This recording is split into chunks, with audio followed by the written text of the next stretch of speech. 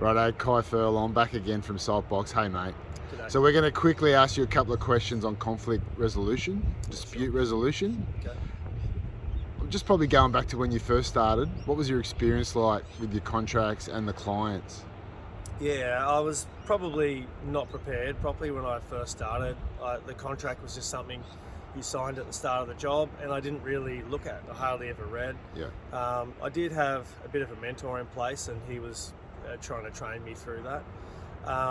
But yeah, you really, as I progressed and gained experience, you realise how important that contract is and how you should actually know it back to front.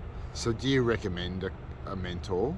Look, having a mentor, there's so much value in it. Yeah. Just someone that's just a little bit more experienced with you. All of that experience just comes. Any lesson that you learn in the building trade, unfortunately, comes at a cost. Yeah. And the costs, you can really go backwards quickly as a builder. $100,000, you can go backwards $100,000 quite easily on a job, or lose that much money. You're dealing with big amounts of money. And when you're first starting out, you don't have that behind you, so you can go backwards quickly. Start small, would you recommend? Absolutely, start small. Learn your lessons on small jobs, decks, pergolas, and then work up from there.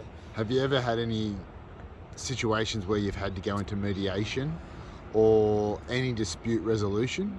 I've never had to go into mediation. I've had conflict, and and they just, that's when. The worst feeling is when you're getting the contract out and actually going through it, reading it and going, oh my goodness, I've actually done this wrong, or I've stepped outside the contract here. And if you're dealing with someone savvy, and let's be honest, we get hard clients, and there are people out there that just want to make your life hard. Yeah. And when those people, when they have a good understanding of the contract and you don't,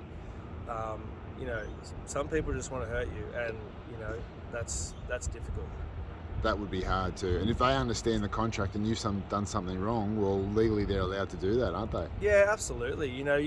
Obviously probably the easiest way you can get yourself stuck is just by not, signing off on extras and things like that. It's all good to have a chat on the site. The owner comes on, he's happy, you're happy. He says, oh, how about we just do this? It's almost like a handshake agreement. And it comes, time to claim that money, and they just deny it, and that's a horrible feeling when that happens. Yeah. And the easiest way is just to be really upfront and just do it.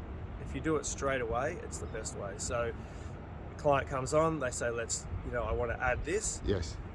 No problem. Send them an email with the cost straight away, even if it's an estimate.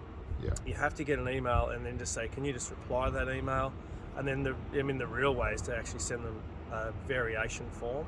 But really just start with an email, get something in writing. And then, they know how you're going to operate. They know what to expect from you. Yeah. You know what to expect from them. It's just a better way to do it. That's some great advice, Kai. Good on you, mate. Thank you so much. Thanks, mate. Cheers.